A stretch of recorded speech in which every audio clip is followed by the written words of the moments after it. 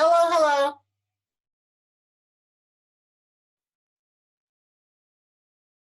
Hello, everybody. I'm Marsha, and I can see some of you have names and some of you have pictures, photos. That's good.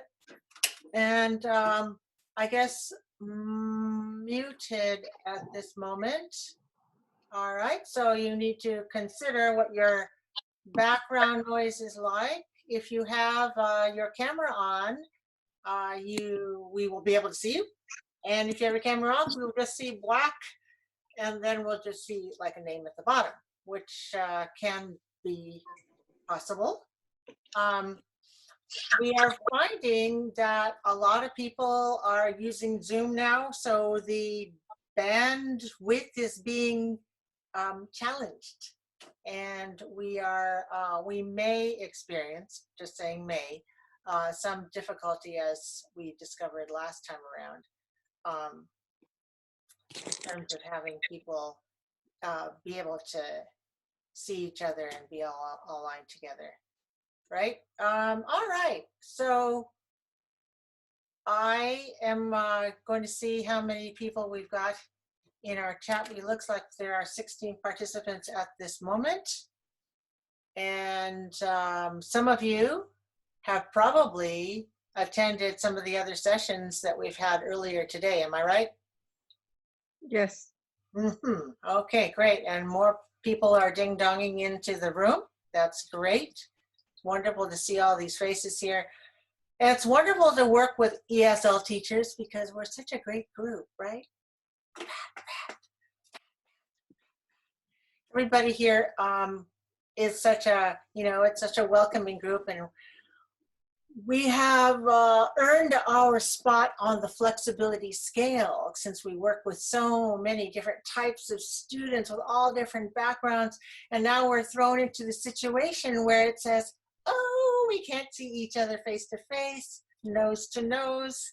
So we'll have to work as much as possible by going online in an online environment. I'm going to try something right now called share your screen. What do you see on your screen right now?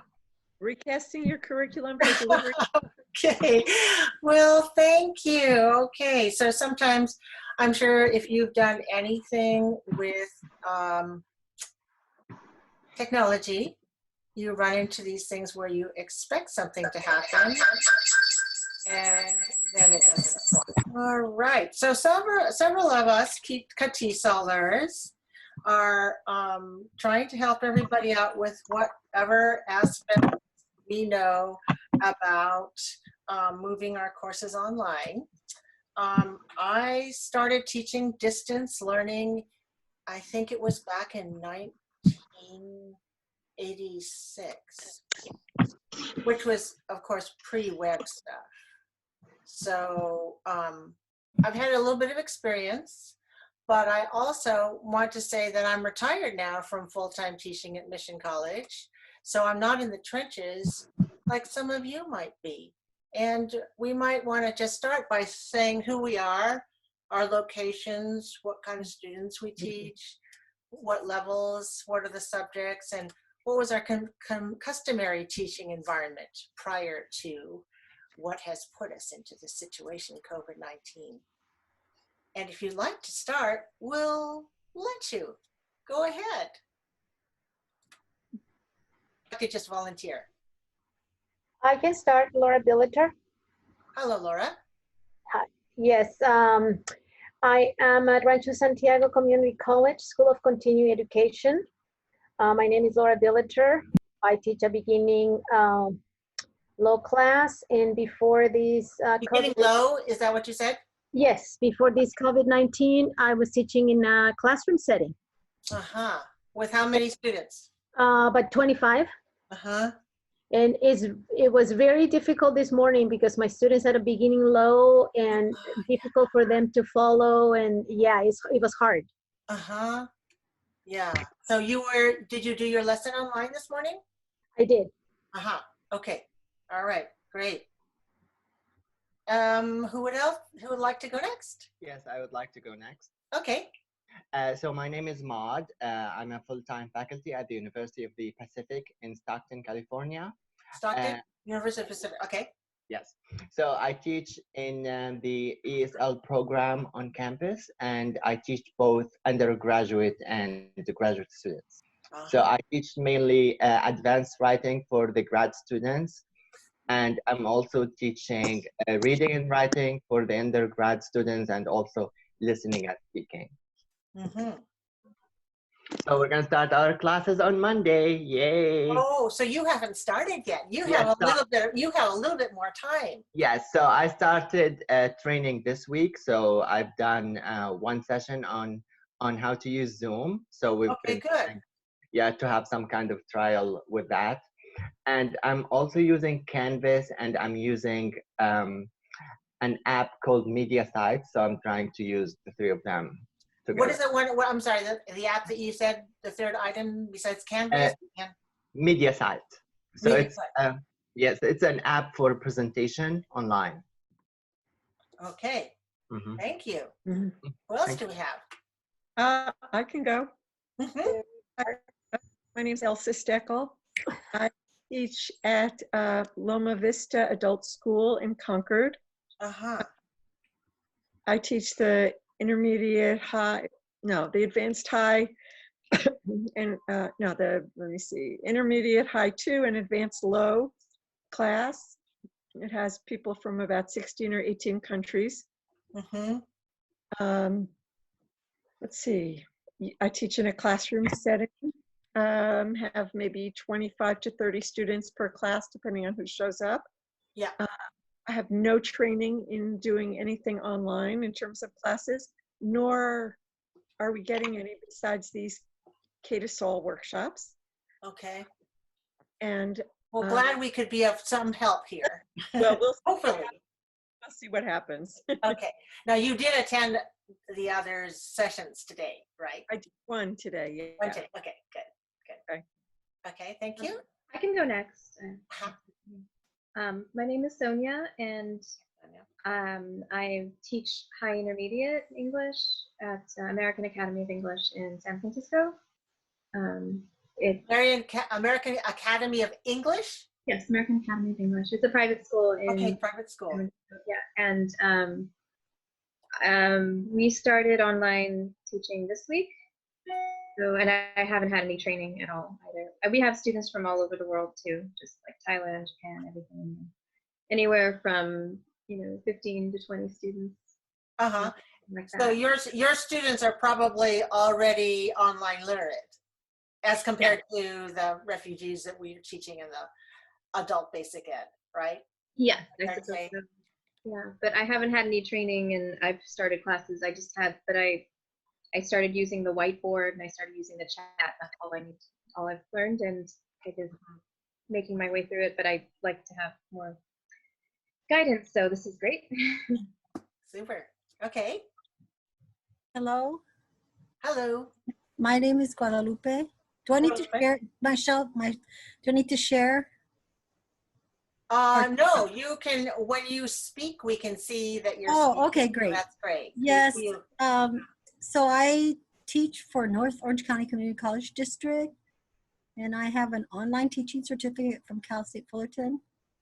And I started teaching online for Open English in 2010, and that was for a company.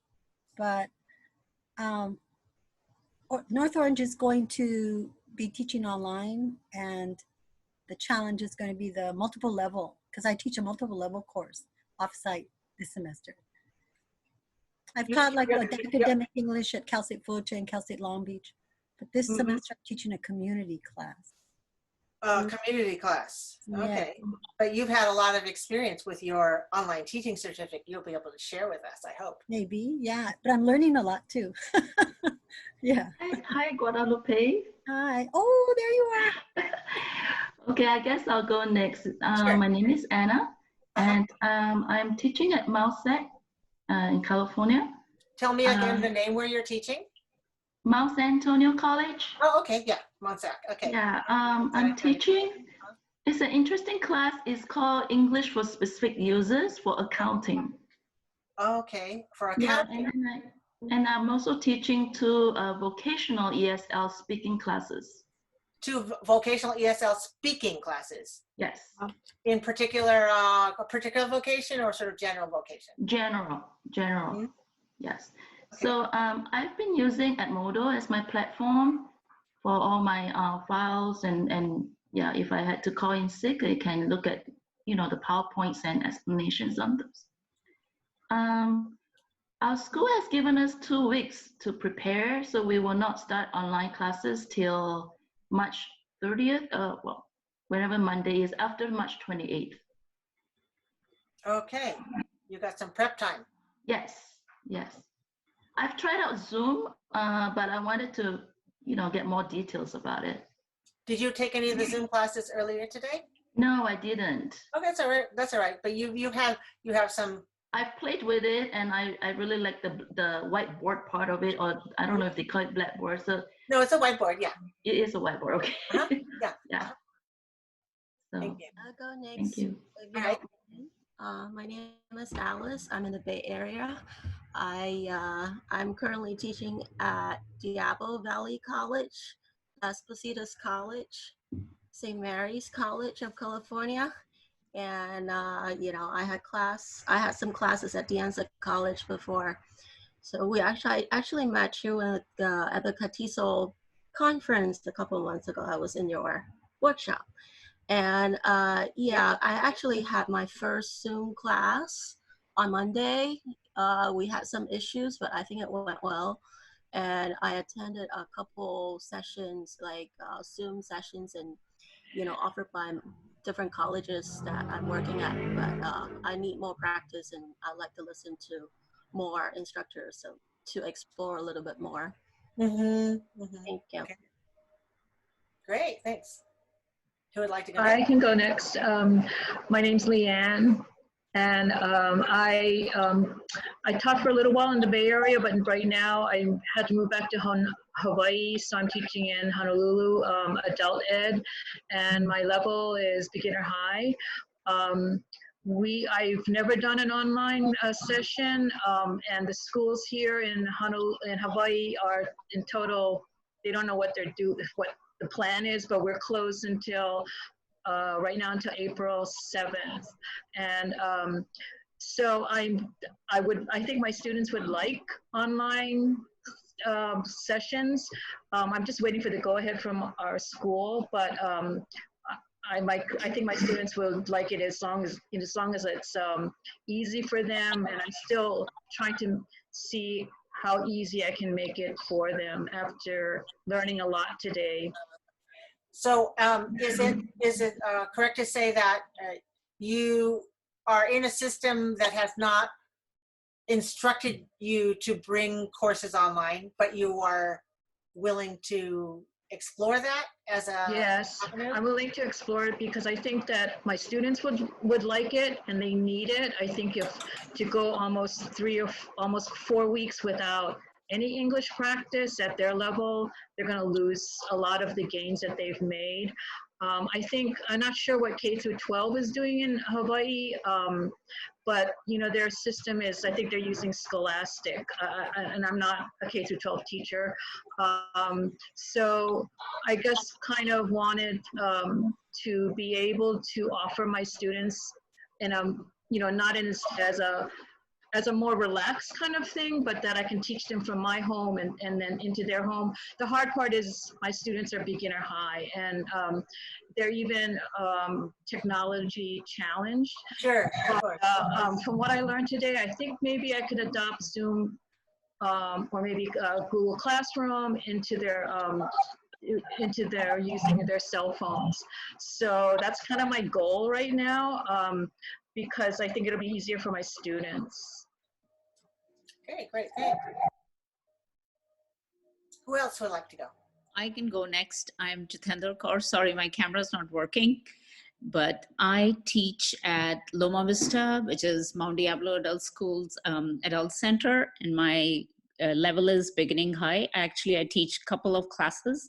The other one that I teach is a specialized class, which is ESL for early childhood education professionals who want to be preschool teachers. And I think, Marsha, I use a couple of your books for that. Mm-hmm. Yeah, so, my group is not tech savvy at all. Most of my students, they are from 14 different countries, but they are mostly women, elderly or, middle-aged, who have no, really background or don't even have, I think, a computer at home. So I'm not sure if they'll be able to benefit from this, but I'm hoping to get some skills from my other level students that I can use with them. And also that if something like if it was a app on the phone that they could use that they're more familiar with using a smartphone as opposed to really having a computer at home and using it.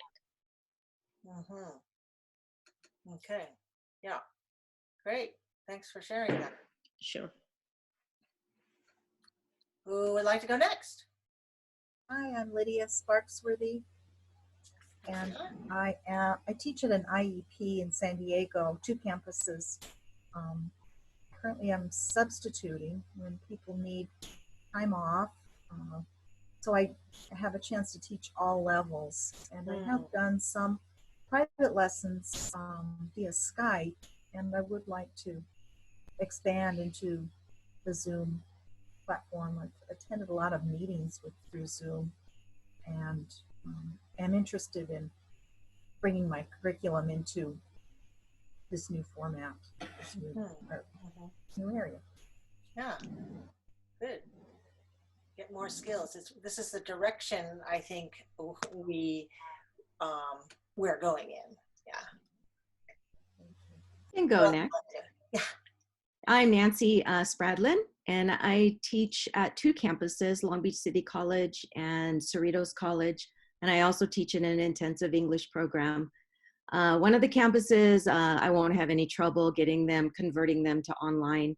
The other campus, we're probably going to lose students because they won't, they're not even going to try. So I'm trying to hang on to my students and encourage them to try this. So I'm eager to learn Zoom. I've watched several YouTube videos, but the guys who present go through it so fast that it's hard to hang on to all the different things that we can do with Zoom. So I want to watch this as many times as I can, so when I give it a try, I will be able to at least be adept at it. Very good. You said you expected that you would be losing people. Yeah, it's 0 unit classes, so the students don't pay any money for it. So yeah, and a lot of them, you say mouse and they automatically think animal. They don't know how to even use the mouse. So it's very difficult.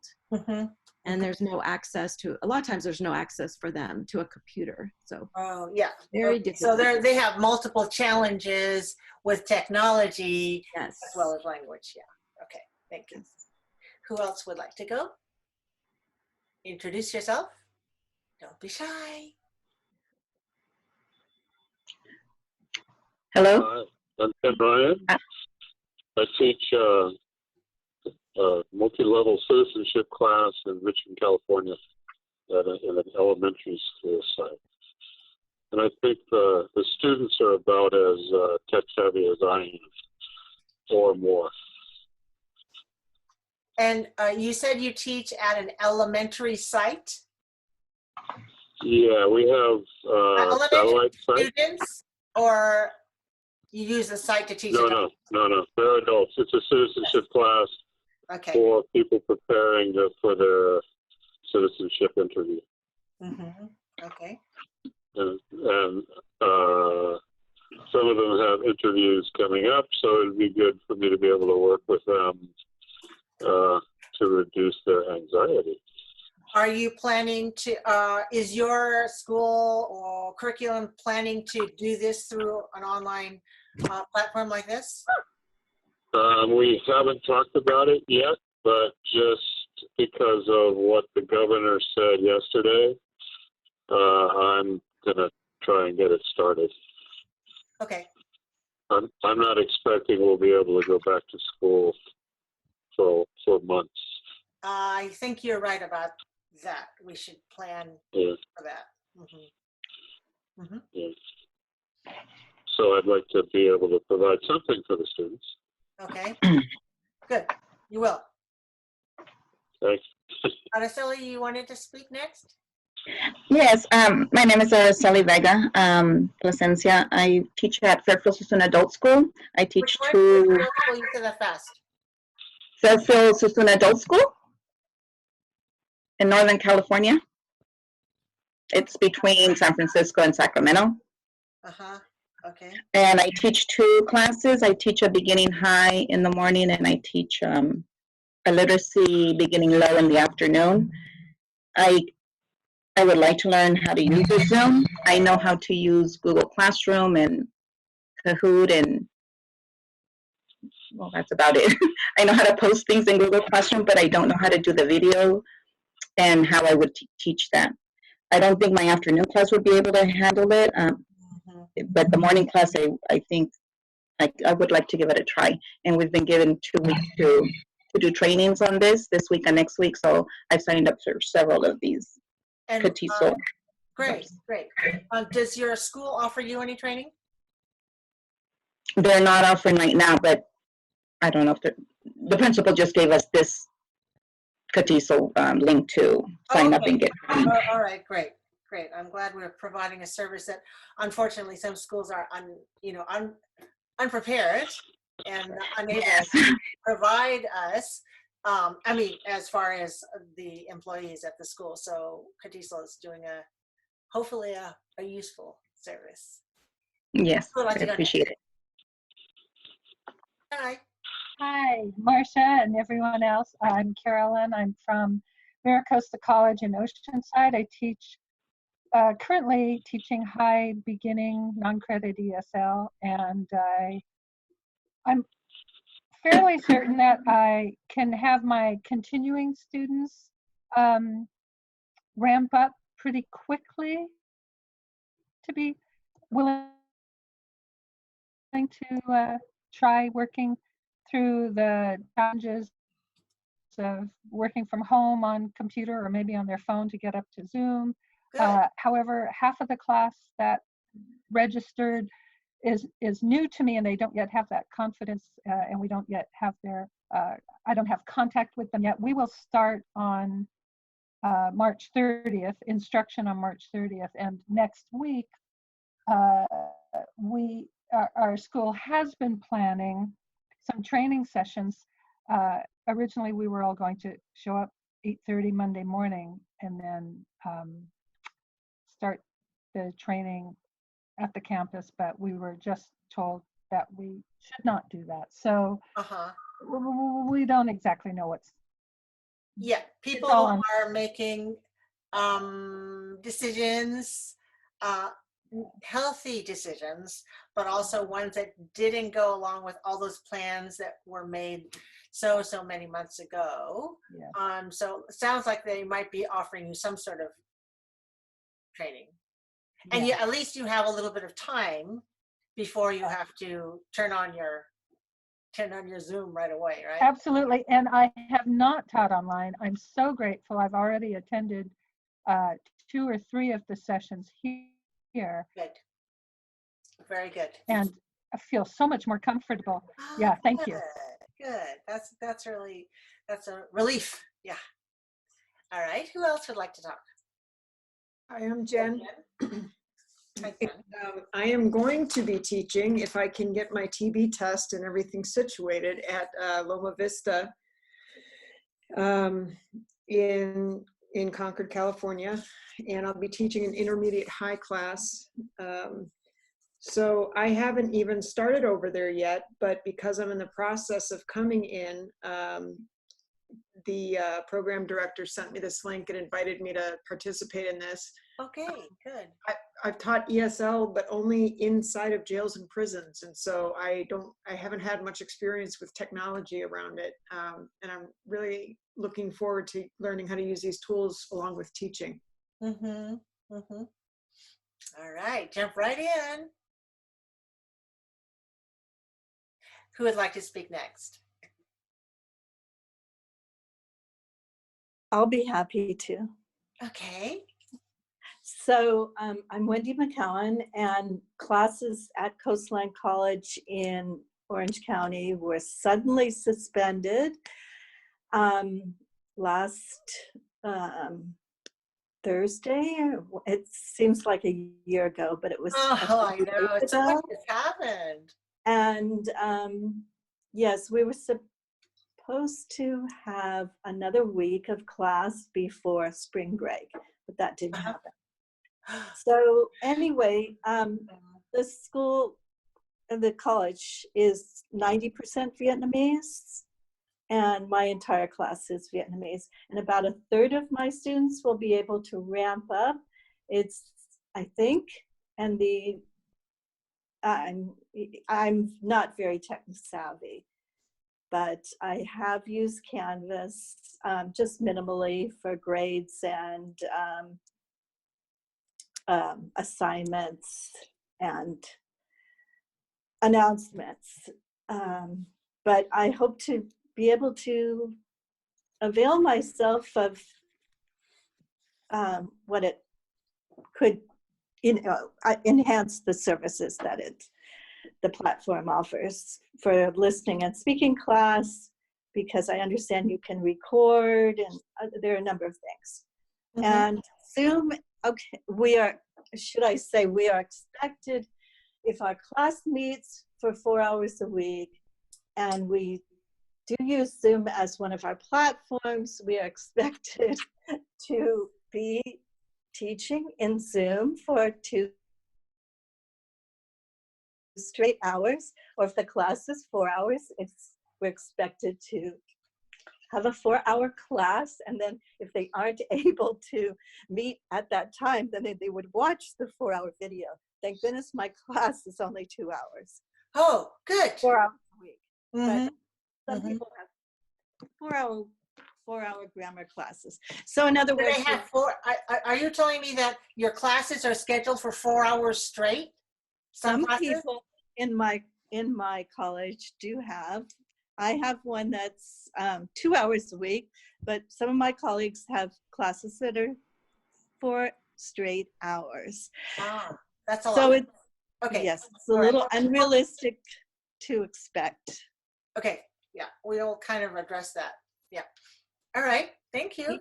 Even 2 hours is a bit too long, I think. Mm-hmm. All right, who else would like to do an introduction?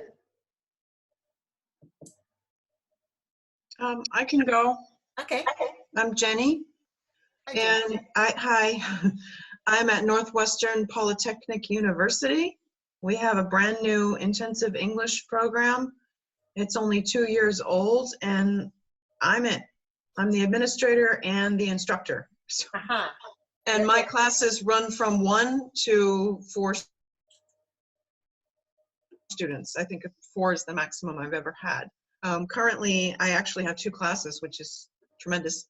One of them has 4 students, and that's a listening speaking course. And the other's grammar, just 1 student. But then they're both upper intermediate level. And all of the students are really pretty tech savvy, so that's not a problem, thank goodness. Good. With the listening speaking class, I was having trouble. We were all going to, the university just basically on Thursday afternoon said, okay, as of tomorrow morning, we're closed. And okay. You will start teaching online on Saturday. If you have a Saturday course, it's going to be online. Good luck. Mm-hmm. So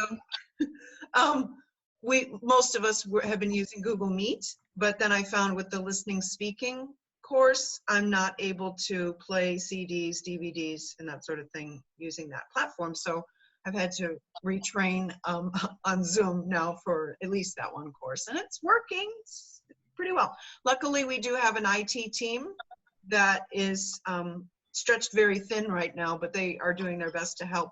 And in my first Zoom session, class session this morning, one of the IT members was a participant. And, if I needed help, hey, Chris, help me. So that was okay. It's going okay.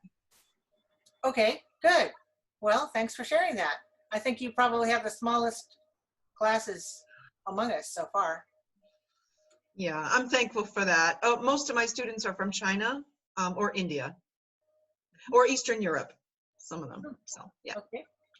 All right, who else would like to go? Hi everyone. Hello, Marsha. Yeah, thank you for the session. I'm Zoya. I'm from Bay Area. I should say I have 10 years of teaching experience working for the university in Russia, teaching EFL. Now I'm in the US in my transition period from my EFL to ESL studies. I'm pursuing my Catesol certificate at UC Berkeley, and I also have some online students as well. But I'm working via Skype. What I'd like to know, I'm willing to know more about Zoom, how to work in it, and just in general, how to make online classes more engaging and more efficient. So that's my ultimate goal. That's why I'm here. All right, good. Yes, how to engage your students in whatever it is that you're trying to teach them or they're trying to learn. Great. All right, who's next? But you know what happens sometimes, instead of speaking to the whole group, it might be, more efficient or more effective if we speak in small groups. So let's consider what we're going to do next. I'm going to have you go into a small group, and with your other Catesolers, you will be able to have a smaller group discussion. And I've got some questions that I'd like you to consider.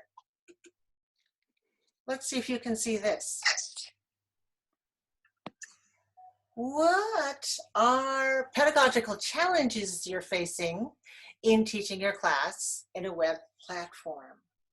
Think about the courses that you are teaching, or you're assigned to teach, or you have to continue teaching after this break period or this prep period, whenever you're going back. Some of you mentioned the dates that you're going back in the classroom, and some of you have already tipped your toes into the waters. What are some of the challenges you're facing, and what would you like to know or be able to do? So those are the questions that I'd like you to discuss as you meet your group members. So wait just a moment while I put you into groups. So there are 26 folks. I'm going to put, let's say we have 6 rooms. And when I send this to you, you'll get a little button that says join the breakout room. And then as everybody in your group comes in, you should be able to see who they are, if they have their videos on, or at least their name, which should show on a black screen on their video. And if you are unmuted, which is the button on the lowest left, then you'll be able to hear each other. Also, you'll be able to use your chat function, which is in the very center at the bottom where it says chat. It will bring up a window. If you don't have it open already, you can press it now and see if you can find it. See, let me know, do you see the chat window? Because if you see the chat window on the chat, yeah. Okay, so here I'm going to put you in your breakout groups now. This is breakout group number 1. Hello. Hi. Hi. What are some pedagogical challenges you're facing in teaching your class in a web format? And what would you like to be able to know or do? Well, I have a concern about delivering quizzes, midterm final exams online, and I'm overdue to give a quiz already. And I delivered online quizzes via Blackboard a decade ago, but I don't know what kind of capabilities Zoom has for that. And I also have to have a listening part. I usually teach it only using doing it over the phone or computer instead of in class. So I'd be covering the same material, but then how do I get the material to the students? Well, I mean, I don't really, I think it depends on what your school wants you to do or what options. So we have two options. I'm going to do a live class. So my students are, they're coming like at 11 o'clock, they're signing into Zoom. And to get the materials a couple ways. I also use my Canvas site, so they can go on there, and I don't know if you guys have Canvas. You can also, which I figured out, and maybe Marsha, you have more tips about this, you can make a Google Doc, and you can just copy paste the Google Doc link into the text message right here, into the chat, and just send it. And so they can click on a link in this chat function and open up whatever you're talking about. So if you're like talking about a paragraph or something, that's one way. And then this group thing is kind of cool. So that's one thing I was, Marsha, in terms of. Interrupt you for a moment and ask you to choose one person who will be the reporter. Go to your chat and you'll see a link to a form that you can take notes on so that we can share. Cool. You know, maybe there's somebody at home who can help them at this time. Could I tomorrow? Can I interrupt you for a moment? Yeah, go ahead. Oh, all right. I'd like you to choose somebody who will be your reporter. And in the chat box, I put you a link to a form that you can fill in and you can take notes while you're talking. And I'm just kind of passing through all the groups like you do when you're walking around the room to groups, except for I have to do it technologically. Let's hear from Araceli and Isabel. Or could I interrupt you for a moment, please? Yes. I'm going around to each of the groups and giving you a link to a document in which you can record. So I'd like one of you to be the recorder to sort of write down some notes about this so we can do a share session. So just think of it like your regular classroom where you're walking around the room to the different groups, except for I'm doing it technologically. And so I'm stepping here and I will be leaving your group to give some instruction to another group in a minute before we reconvene. So imagine like I'm tiptoeing around to all the different groups in the classroom, except it's a virtual classroom. So I'm stepping in and out of each group. And unlike a regular classroom where I might hear some thing behind me, I can't hear another group once I've left you. Oh. Okay, so will one of you do the reporting thing? You could duke it out and figure out that. All right, I'm going to go on to another group. So what I'm doing now is akin to walking around the room and stopping in every little group and helping them out and asking and see if people are on task. Yeah, we were just talking about doing that. Like, that's what we want to know how to do. Yeah, so that's what, so this is really good for group discussions. And of course, you're the advanced group. So we can have a lot of people. When you're having when you are working with beginners, you might have smaller groups because it's hard for them to negotiate who to speak. But anyway, because you are the advanced group, I'm going to say goodbye and go on to another. Wait, can I ask a question? Can I ask a question? Do you think you could have 5 more minutes to do your group discussion, then bring it back to the big group later? Because I know you must be talking about some really great ideas, and a way to share it, one way to share would be for you to type up your notes. So if one of you would be the recorder to just type out something in this doc, we will all be able to share it with each other in about 5 minutes or so. Is that okay? Who wants to record? Platform and options, yeah. Well, how are you doing with your report? Are you almost done or have more? Well, we've been having a little bit more discussion. Okay, is somebody writing it down though? I mean, you can discuss and talk at the same time. You know, like yeah, yeah, you also an idea. Marsha, do we need one for the group? One for the group. Oh, okay, thank you. One for the group. And splitting us into groups. Yeah. So will you share that? Yeah, I'll tell you about that later. Yeah, thank you. Bye-bye. So you can annotate and you can like. Hello. Hi. Marsha, I'm interrupting you to find out how you guys are doing and whether anybody is doing the form reporting. We did the Yeah, we filled out the form. Sorry, we were playing around. I was seeing if I could share my screen in I see. the group. Okay, you're sharing your screen. That's cool. Very good. Yeah. So you already know some stuff that you're sharing, which is great. But you already submitted your form. Is that what you're saying? Okay, then I'm going to go around and to the other groups to see how they're doing, and then we'll reconvene, and we'll probably have a lot more to share. Thanks. Oh, can you see me? Is this the fun group? Yeah, we can see you. Okay, good. I'm out here drifting around, Marsha. And I'm asking you right now how you guys are doing on your submission of the little doc. Well, I did submit, but now I'm struggling to get back to in connection with everyone. I'm just out on a Zoom page that says, please write a review. She can't find us. She can't find us again. She's lost. I can hear everybody, fortunately. You can hear us? That's good. Yes. I can see you. Yes, and I can't see any of you, and I'm not on the same page with the chat and so forth. Is it possible that on your desktop you have a lot of windows open and one of them is covering up the Zoom window? Like window shades? And you need to go like this?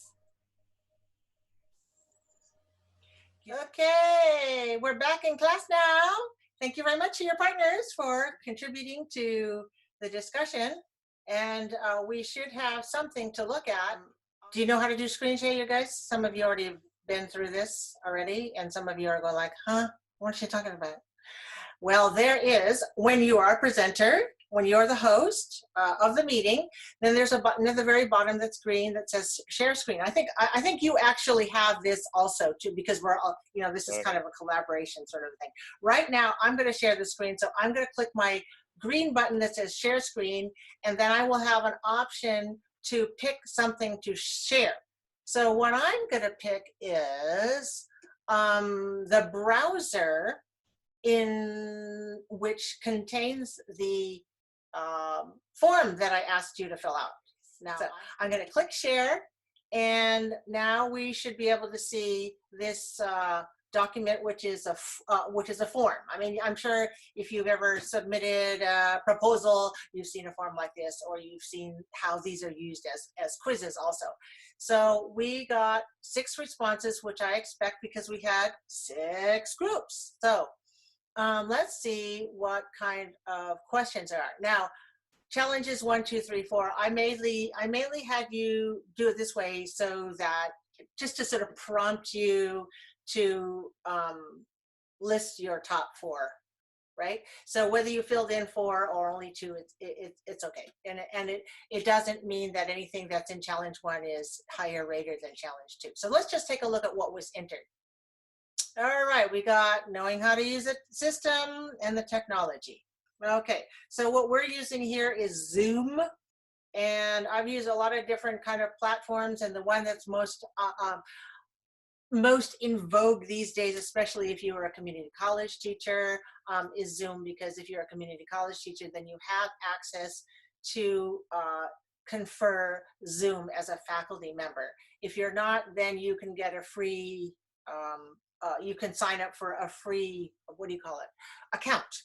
And they're being, a lot of these platforms, the companies are being much more lenient during this COVID-19 period of time, because they know we're all stuck here behind our computers and we're trying to learn how to communicate with others. Delivering tests online.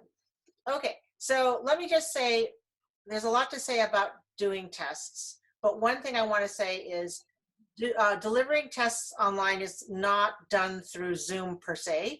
Usually you will do tests through your learning management system, like if you're using Canvas or using Moodle or something like that. Then there are testing functions that you deliver your tests in. So when I was using, in the back in the day before Canvas, we had Angel Learning.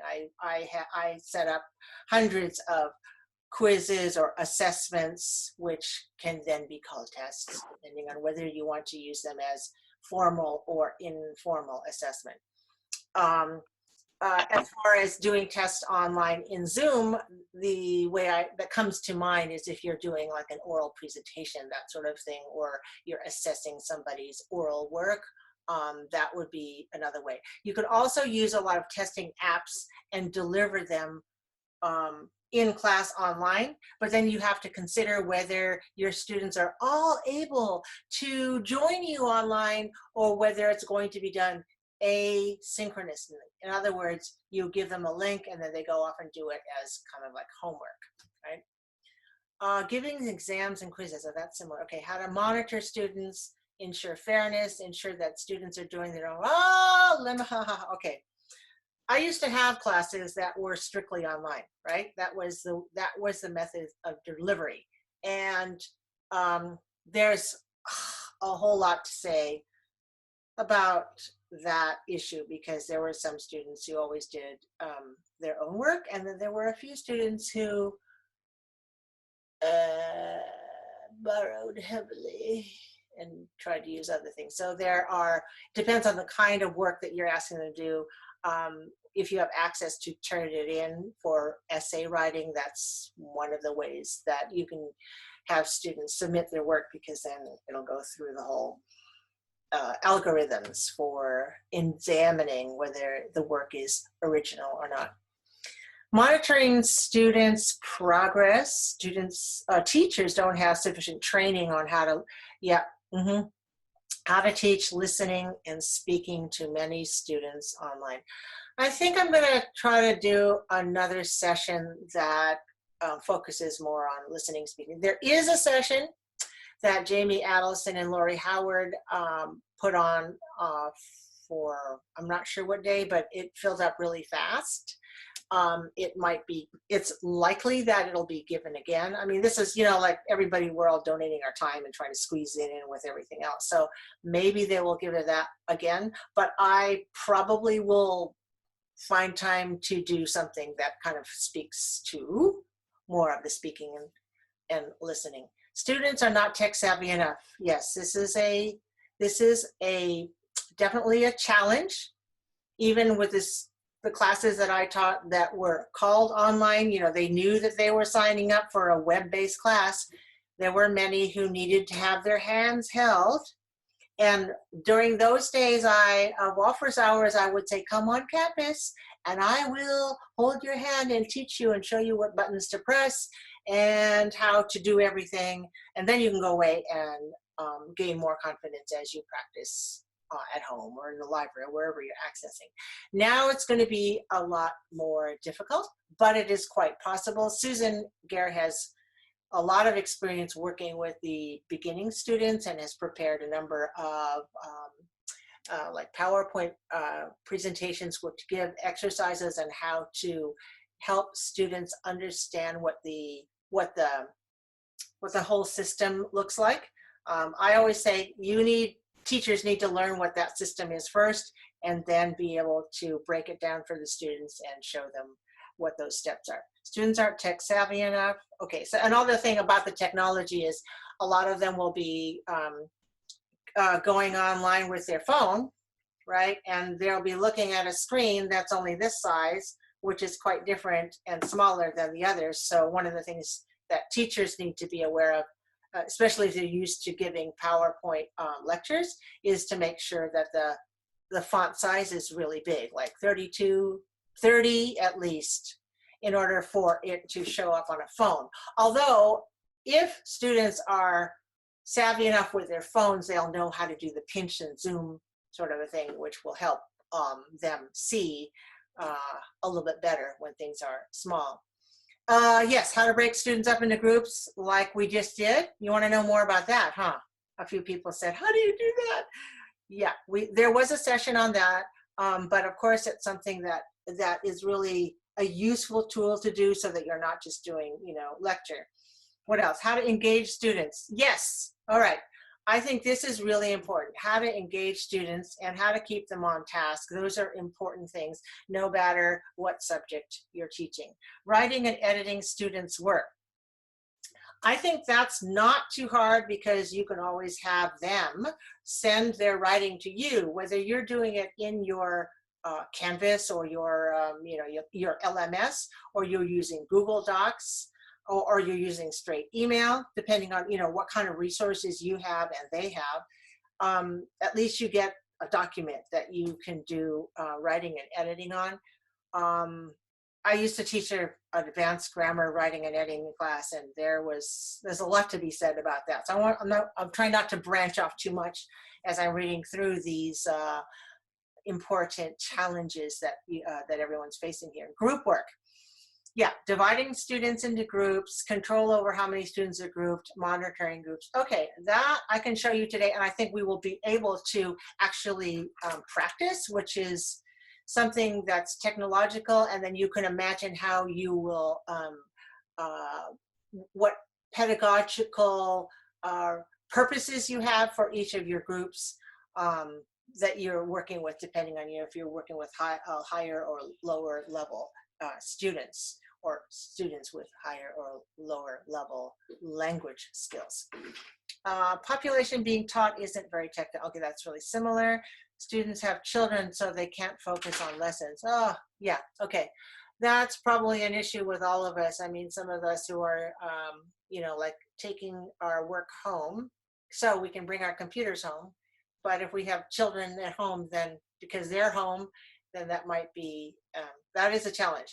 And that's why one of the things to teach your students is how to mute and unmute, and that is an activity in and of itself, especially for the students at the low levels.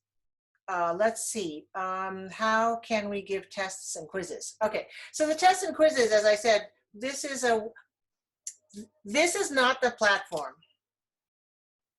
for giving tests.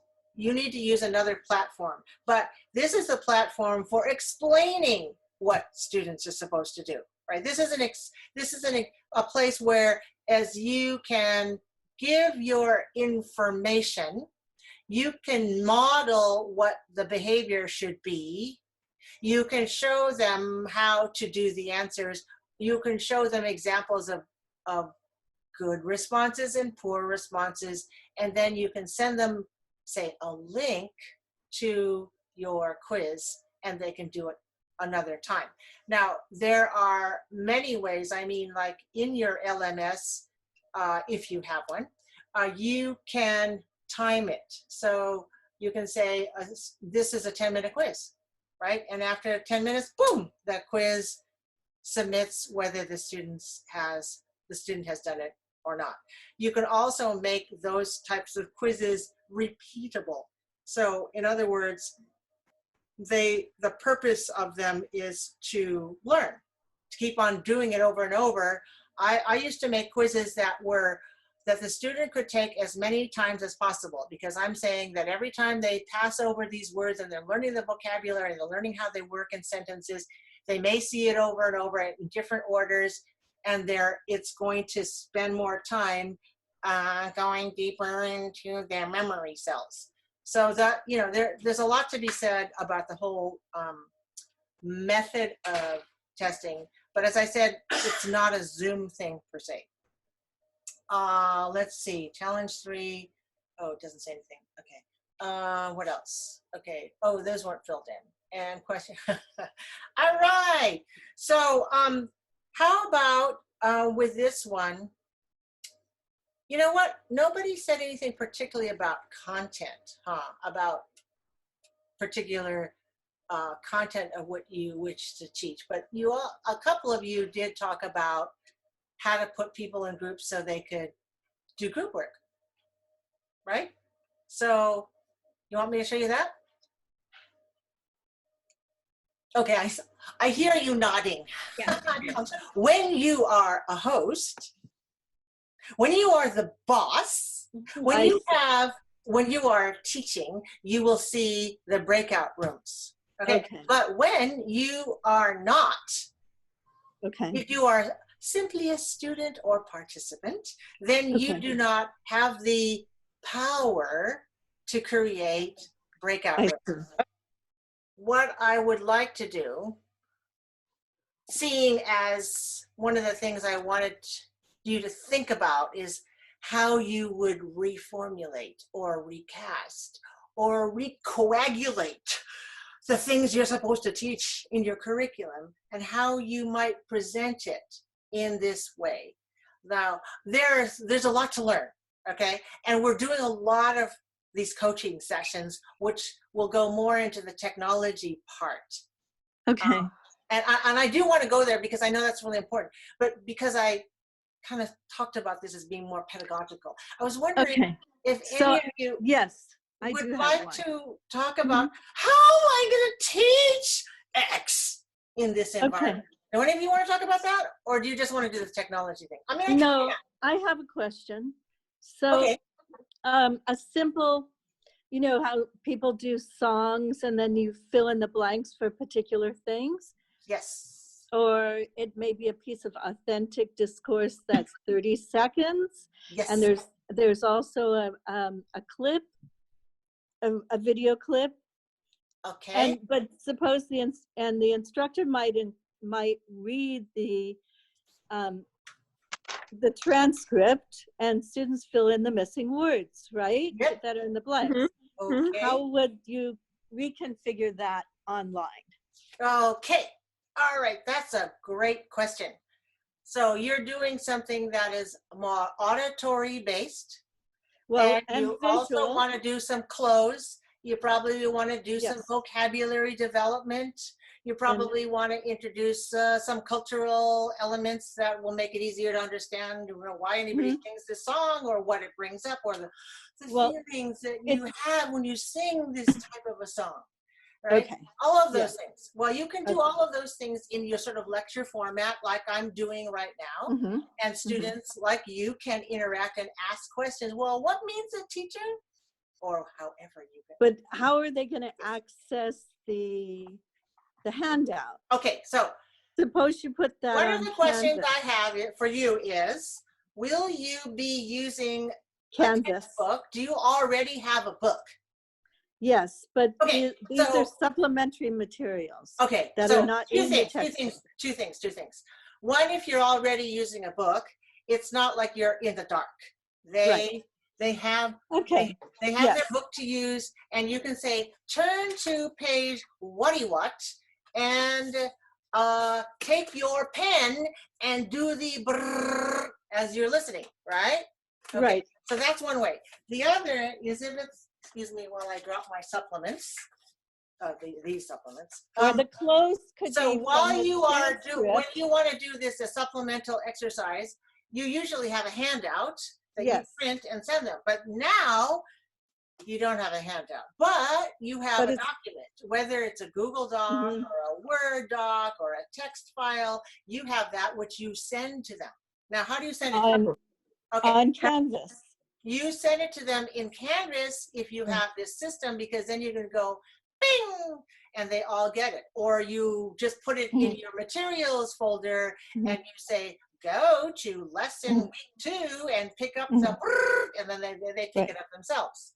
If you're not already in an LMS, learning management system of some sort, then you might have a Google Doc.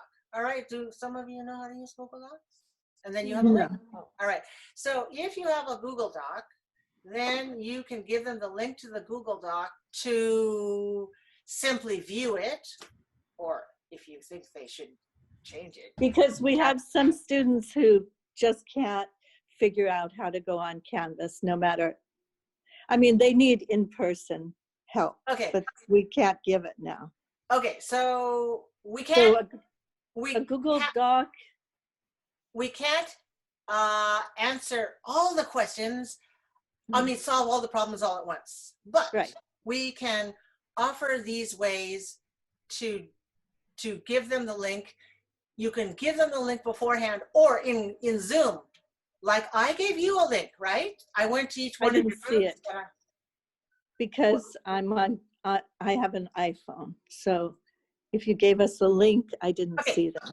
All right. So if you are not able to get a link in on iPhone, then I can put that on a document and share it with you, and you can get it that way. So there are a couple of ways for you to get it. And thanks, Marsha. There are also going to be some things that will be more difficult to solve in terms of the students' technology. But let's suppose that they have the handout. And For Okay. you, do you care if they submit it or they just do it with you with their pen and paper, right? They can just do it and they don't need to necessarily submit it. All right, so if they can do it and they don't need to submit it, then you can do it in the same way that you do it when you're in the classroom. But if you want to provide them with the file, then you have to have queued up your list. Okay, now some of you know that that online I am the pronunciation doctor with over 2,000 free videos for learning English. You can come to my channel and go to any one of my bazillion different, what do you call these, playlists. I do have one for songs, and you can choose one of the songs. Okay. And then suppose we want them to submit the document. Did you know I'm a little teapot? I'm a little teapot, short and stout. This is my handle and this is my spout. When I get all steamed up, I will shout, tip me over and pour me out. That's so funny. All right, I all right. do not want to be on YouTube.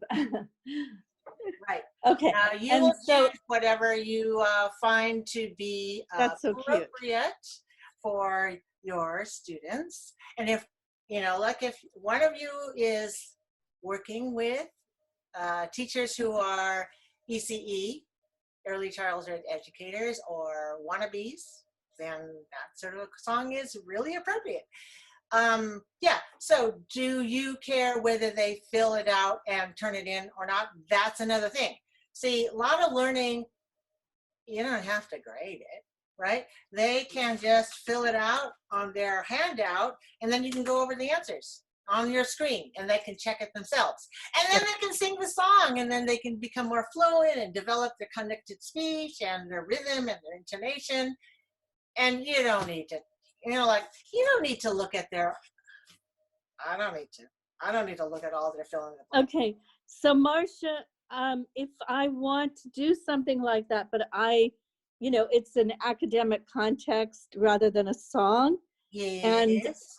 And I would like to do it myself rather than use your video, but I don't want public exposure on YouTube, just limited to my students. So I would probably just use Zoom. Well, you just have an unlisted video. I mean, like if you, on many platforms, YouTube included, you can have it open to the public, or you can have it unlisted. And the only people who can get it are those who have the link to it, right? So that's what I would do. I mean, I told you I have over 2,000 free videos for learning English, and I have a whole bunch that are my private clients, and I don't publish them. So only they know, right? Okay. So when you are doing something, let's take a look at something a little bit higher in level, and you're thinking about, you want to talk about objectivity and fact versus fiction and how to write something objectively and not with somebody's opinion in it, and you talk about reasons for it, and this may be your PowerPoint that goes along with some lesson that you're teaching, and you put it in this format where they can see it, right? So they can see this, and you talk about why it's important to maintain objectivity. I'm not going to go over every bullet here, and these are some examples of what context that's necessary, and why authentic materials can be too difficult for our students. We might look at these and say, let's have somebody read these. Sonia, would you read A? Jana imitates teachers in-house. Yeah, nice and loud. Jana imitates teachers in-house center, stirs dried beans in pot on toy stove, pretends to feed dolls with spoon, covers dolls in cradle with blankets. Take with activity 8 minutes. Okay, thank you. Let's hear from Wendy. Would you read the B?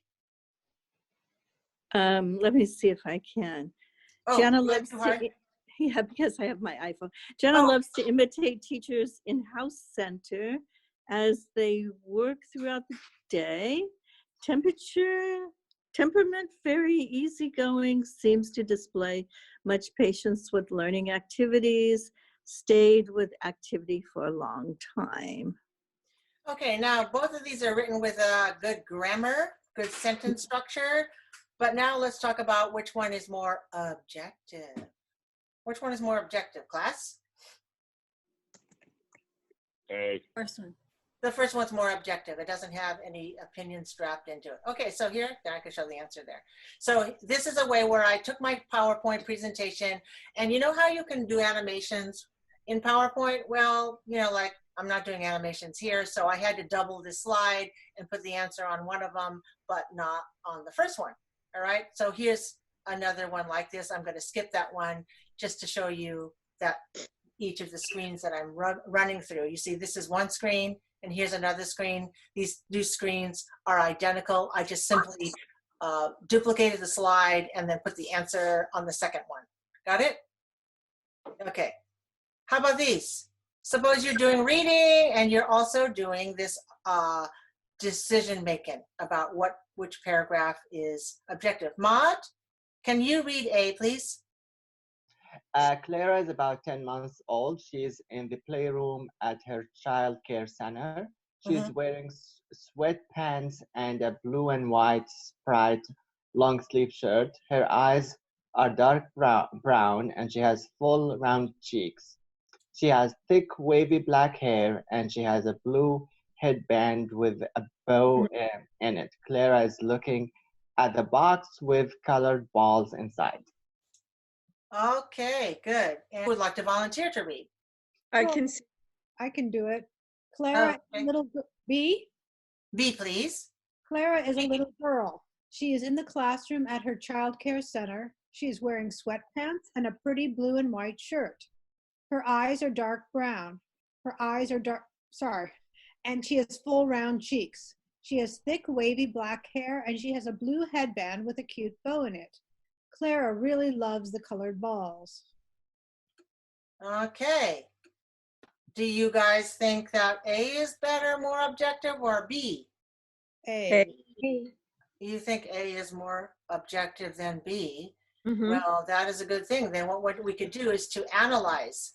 Now, if we do the analysis part and just show one side at a time, then we could say, well, which elements in B are not objective? So we have the adjective pretty in line 4. Okay, pretty. At the bottom, she really loves the colored balls. Yes. Okay. Anything else you would notice? I didn't know about the adjective little. What was the adjective that we had in the first one? Yeah, well, how about little? Little is could have different meanings, right? Yeah. It's kind of imprecise. Yeah. Mhm. And you know, pretty and also cute. You know, those are, they show your opinion and aren't so professional. And then that last part about really loves colored balls. Okay, so this is something you can do when you're trying to engage your students, right? So you have to do some preparation in advance. Do any of you have prepare PowerPoints normally for your class? Yes. Because if you do, you can see this sort of thing. Okay, and some of you don't normally do that, but maybe you work from your textbooks, right? So working along, I probably will give another lesson more about how you can use PowerPoint stuff, because I wanted to also show you some other possibilities of working online. But I'm cognizant of our time going by, and I do want to say a few other things. I was helping a colleague who was actually teaching from this book, which we co-wrote. It's called English for Child Development, and she had, you know, practically overnight to wrap up and teach her class on Monday night. And her students didn't all show up, you know, because some of them either didn't have the technology to do that, or they had to take care of their kids, or their, you know, or whatever, you know, there were just a lot of different reasons. So it didn't come, there weren't all 30 students in there. So she did have maybe 18 or 20, which is for the first time after nobody got any, she never got to tell them in person, oh, guess what? We're going to shift to online. You know, everybody got the notice last week, no more school. So she did her best with this. And she had some screenshots of certain pages that she wanted to use. And she often just used the book. She says, okay, look at page in your book, right? And do the exercise, or work with your partner on discovering the answers or discussing the question. And that's where doing the breakout rooms and having them go into rooms that they could talk to in small groups was very helpful. For the breakout rooms, as I said, there is a button at the bottom where you do the breakout rooms, and you can either do manual entry or you can do random. I think random is just good, right? If you have 25 people and you want to randomly put them in 6 groups, there will be 4 in a group.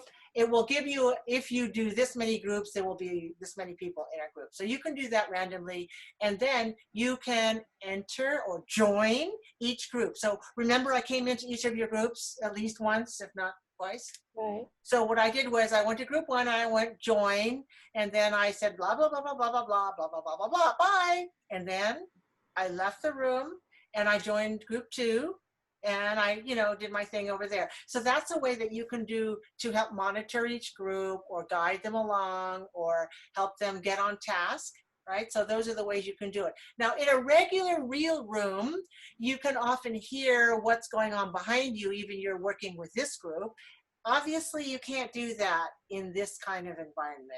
So there's no, basically you're in a group and then you're out of it. That's a different sort of a thing. Now, another thing that that's really good and that was useful for keeping people engaged, because somebody talked about having classes that were supposed to be as long. Like if you have a 3-hour class on you're supposed to have a 3-hour class online. Now what do? Well, you got to have a break. You have to have at least one break. I recommend that you have a 15-minute break, or even do, you know, a 50-minute at a time and break, and 50-minute at a time, because it's really hard to be sitting on a chair in front of your computer for a very long time. So although in the classroom you can actually move around, it's so hard to do that here that I recommend, if you have a long block, that you respace it. I mean, to do this, you know, 3 parts instead of 2 parts. And then the other thing that is really good to keep people engaged, and the teacher who I was working with found this to be very valuable advice. I said, why don't you suggest that when you're kind of going over the responses to a particular exercise, you ask everybody to type their answer in the chat. That means everybody's got to do something, right? And then you get to see, like she was doing something on subject verb agreement. And there you got, and you know, or simple past tense, and then you got to find out whether they had the right form and the right spelling. And then as you see the chat, then you know that everybody's on target, or you know that, oh, don't forget that the word stopped has a double P in it, right? But loved doesn't, because V is never doubled in English, and those sorts of things. So that way you can visualize, and they keep engaged that way. All right. So while you're talking, you know, they can be typing, and then you have to sort of keep track of what's on your in your chat window if you want to know what kind of responses there are.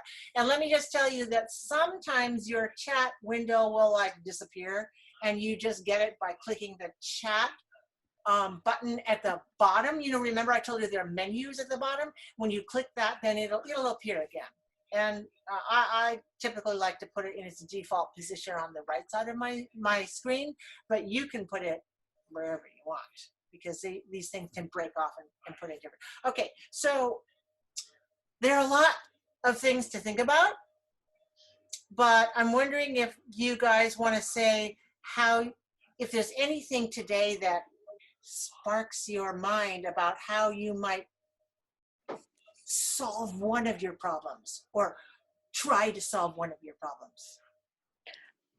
Excuse me, Marsha, I had one quick question. If students join the class late and you've already divided them into groups and different rooms, can you add that student? Yeah, you can manually add. Okay, all right. Thank you. Yes, you're welcome. Well, don't Another be question, shy Dr. if you, Chang. yes. Is this breakout room available to on the basic account? For the free basic account, do we have access to this breakout room, or do we have to pay for that? I think so, but I can't be sure. I don't remember which of the pieces are the pro version. But I believe that now, during this COVID-19 period, that they are allowing faculty members to get a free one. That's the pro version. As long as you have an EDU account, an EDU address, or you write to them and tell them that you're a teacher at whatever.net, or your K-12, whatever your address is, they will automatically, I understand, give it to you if you have an EDU. And then they will give it to you if you ask for it. You just have to do the extra typing and go through that. Okay, thanks. And Marsha, you touched on Google Documents. I touched on them, yes. So it's something external that anybody can access. Right, Google Docs are free. There are Google Docs that are like text editors, and there are Google Docs that are forms, like the purplish one that I showed you. There are I couldn't see it. That, yeah, okay. Those are all available free. And you so you need to have a Google ID. Okay.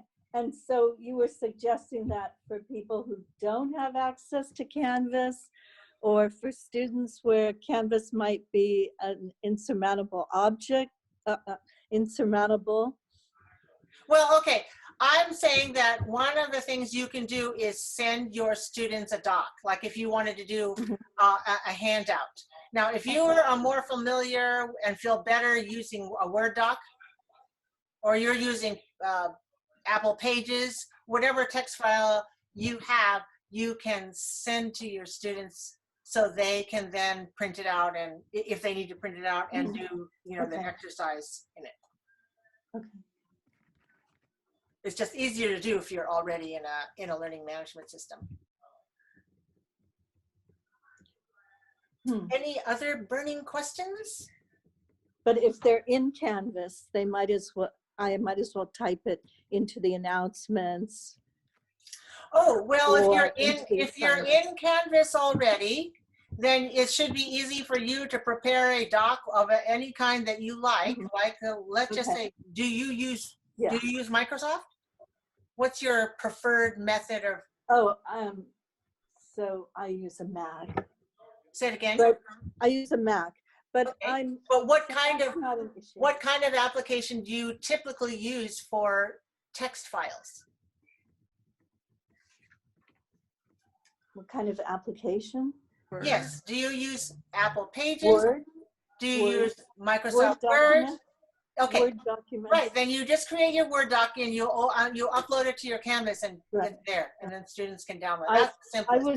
Yes, I was just thinking of the students who have trouble accessing Canvas, because there's at least 1/3 of my class that maybe still has trouble accessing Canvas, because no one was prepared for this. So I think that happens also with the community, the adult ed classes, right? Because we have like elderly students and like this. So what I'm thinking might work is, I think Google Classrooms would be easier than expecting them to log into Canvas. But I believe that, the kids are home too, the high school kids, their grandchildren, their children. So yeah, somebody can help them. Yeah, as they're going through their learning curve. Because we've been using their phones I'm going to put my camera on there. Since, you know, I've been using, with the adult ed students, we've been using their phones since the beginning of school. Oh, I last see. semester. Mhm. And it was, we did the Rosetta Stone on there, and that was pretty challenging for them, and they're fine now. Yeah, it just takes time and compassion and patience, helping them through all the steps. And I know some of you are working with beginners. It takes longer, and you do need to. You can think of it, if you're feeling frustrated, you can think of it as you're giving them both English and technology together. And they might not get through the curriculum that you had in the beginning, but you're giving them the ability, the skills to continue learning. And it's going to get more and more like this, not less and less. So whatever you do for them, I think will be beneficial, right?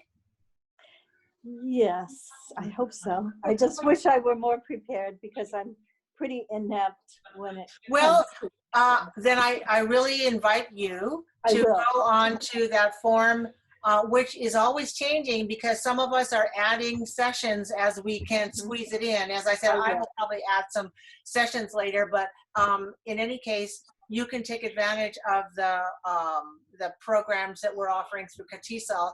And if you want to use Zoom, then I recommend that you go to Zoom, and they have support page. When you scroll down to the bottom and it goes to the support, you can choose what level, if you're working through K-12 or you're working with the advanced, tertiary students. They have a lot of very succinct, very good videos on how to do these procedures. That's good. Okay, so I would like to invite you to to go to your chat window and see the link to the reflection. So we would like to get your reflections on this session. My name is Marsha Chan, and our session was called, what was it called? Recasting Your Curriculum. And then you can put in a comment or two, because we're all learning. On this side, we jumped in just like 2 days ago, right? So it's not like I have a whole lot of curriculum to give you, but I also know that we are rich in our experiences that we share with one another. And virtual hugs to everybody in getting up with your students and engaging them with your teaching and learning. Thank you so much. You're very welcome.